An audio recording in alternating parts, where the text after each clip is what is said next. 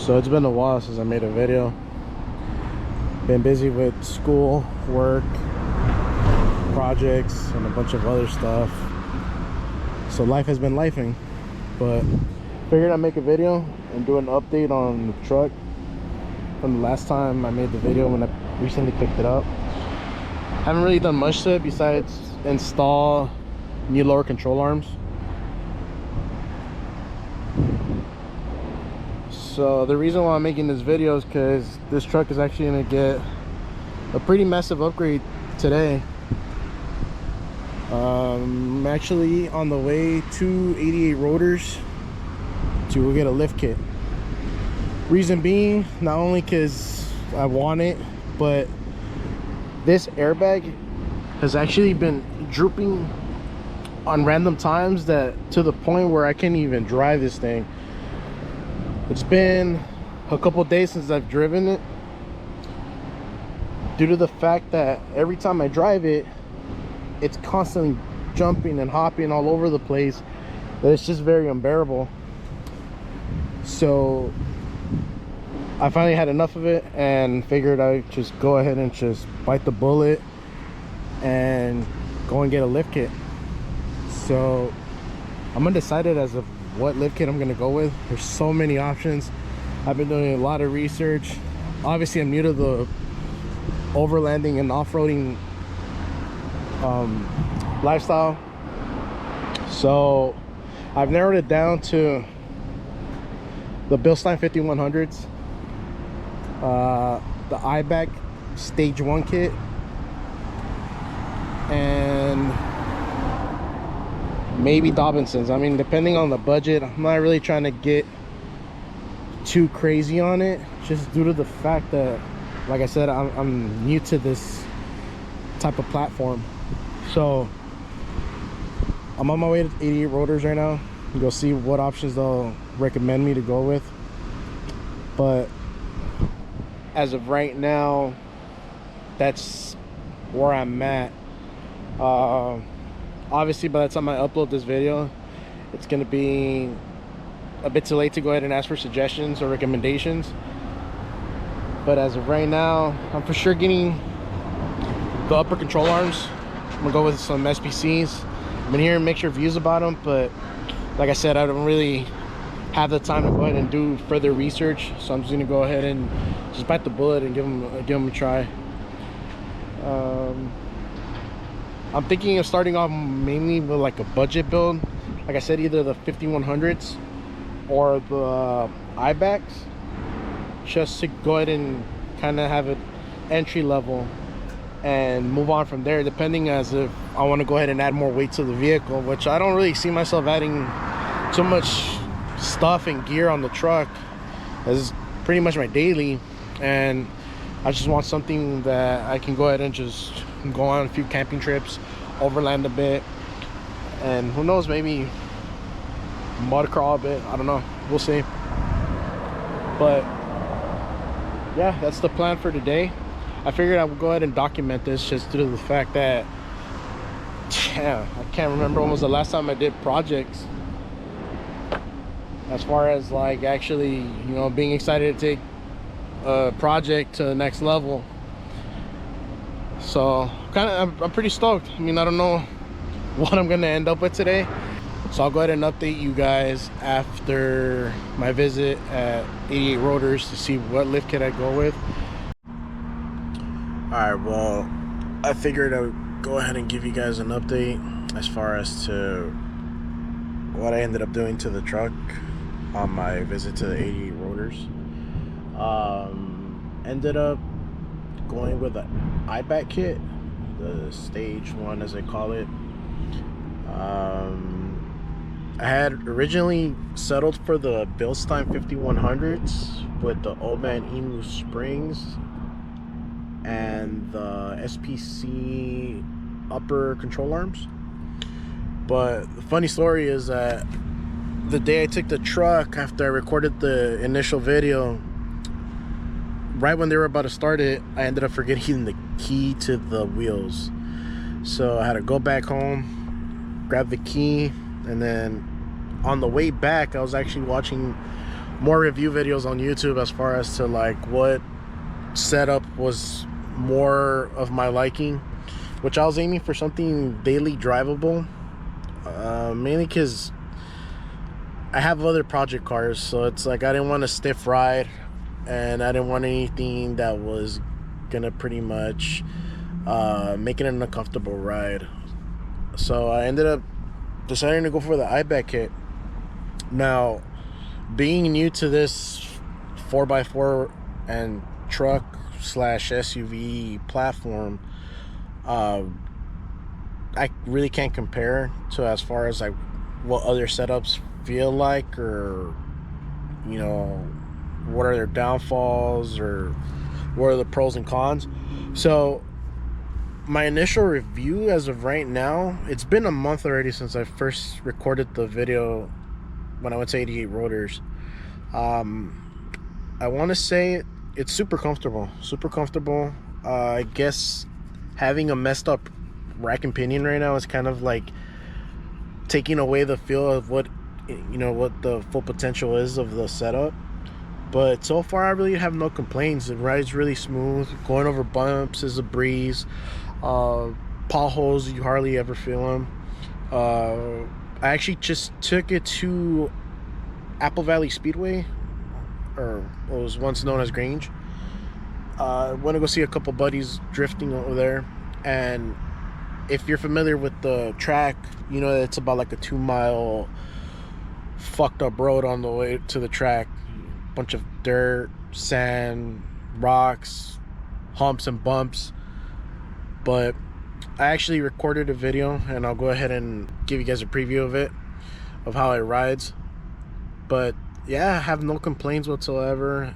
Actually, you know what, I take that back. There's actually one complaint I do have about it, and which is kind of why I wanted to continue on with this video, to kind of demonstrate if this is normal or not.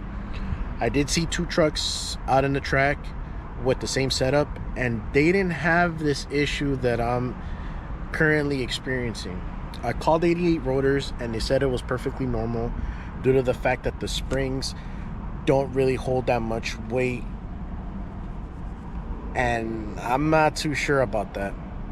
Now, if you guys can go ahead and comment and let me know if this is normal or not, please let me know, because if not, I'm like really on the verge of taking it back to 88 Rotors, and I don't want to be that guy to go ahead and complain, because they did an amazing job. They were pretty professional, but it's like I'm not too sure if this is normal or not. So I'll go ahead and show exactly what it is. So if I step back here, you'll notice that there is a lot of squat on this side, and it's super high here. Now, I'm pretty sure, from what I remember, that there's 4 settings that you can go ahead and, I guess, adjust as far as the height, or what they call the collars or collar rings or something like that. So I'm not too sure about this. Obviously, it's more like an aesthetic thing, and it bugs me having such a high right up on front, and I'm not too sure if it's actually like what causes like a lot of like of a floating feel in the front. I went ahead and just decided to go ahead and take like a month or so, or a couple weeks, to see if the springs was settled. But as you can see here, it's super high, and here it squats. So I don't even have any load in the back. It's completely empty, and I'm not too sure if this is like a normal thing or not. But if it is, you guys let me know. From what 88 Rotor said is that I can go 2 options about this thing. So they said I can go ahead and upgrade the springs in the back to the Old Man Emu, which supposedly hold better weight, but they're charging me $450 to $500. Now, to me, it's like I already spent about like $2,800 on this whole kit with labor, taxes, and everything. So it's like I kind of don't want to be spending more on it, because now we're already talking about like I could have gone, you know, almost Dobinson route, you know, something a little like up there. But for a basic kit, I don't see myself spending even more on it, unless it's worth it. I mean, if you guys who are actually experienced on as far as like this setup, let me know if it's actually worth spending the money on. But the reason why I went on based off of this setup was because I don't know if you guys are familiar with I believe his name is Logan King. He has a white GX470 beast of a setup. So watching his videos, he mentioned that the setup actually held really good for him, but for like 90% of the people who don't really do hardcore off-roading or overlanding or rock climbing or rock crawling, I'm sorry, he said it was fine. So I went ahead and took his word for it, and like I said, I have no complaints, mainly just the height. I guess it's kind of like, I don't know if it's like my OCD bugging me, but every time I see it, I don't know, I'm not too fond of the look, which kind of has me think and believe like if once I do eventually get better wheels, if the back will actually clear or not. Because I mean, obviously, I mean, I'm not gonna go too excessive, but I was thinking like the 33s, and obviously here I'm not too sure if there's gonna be a lot of trimming to do or not, but there's plenty of space here. It's fine. And here, yeah, there might be enough space, but I don't know, it's just, I guess the look is kind of bugging me. And then I don't even know how it'll act if I actually do end up putting weight on the back. I had one of my buddies tell me that on his GX, it's kind of normal to experience, like, from what he said, what they call like the Toyota and Lexus lean, where this side kind of leans towards the back, but I'm not sure. Oh, the other thing too is like, one thing I experienced when I'm driving it, or when I turn it on, you can kind of hear the compressor still going. So I'm not too sure, from what I remember from the videos I've watched, that there is certain fuses that you got to pull if you do the airbag delete kit, which I'm not too sure if they even removed it or removed the fuses. So I don't want to go ahead and touch it, because like I said, I mean, I feel like, I mean, correct me if I'm wrong, if I'm in the wrong here, okay, sorry, but I feel like I shouldn't even be putting any hands on something that, you know, I paid for. And like I said, there's no hard feelings with 88 rotors. It's just, you know, maybe there was a miscommunication or something, I'm not sure.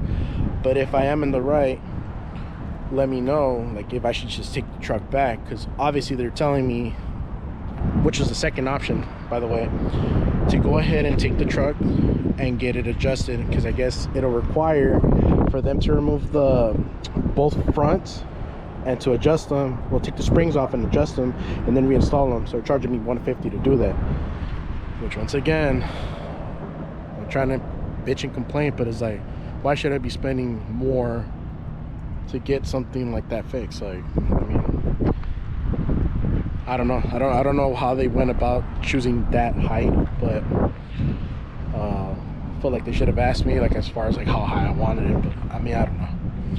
But besides that, like, I figured I'd go ahead and make this video and kind of give you guys a review as far as like, if you're undecided whether to go to the Bilstein 5100s with the old man emu setup. I can't compare. I don't know. I've never driven or rode in one to know how it feels. From what I know and gathered up is that apparently, like, they're a stiffer feel, I guess, when you're driving, and which is something I didn't want. I mean, I wanted comfort. I mean, come on, Lexus are known for comfort. But and then on top of that, I don't know how high of how much height you get off of that setup.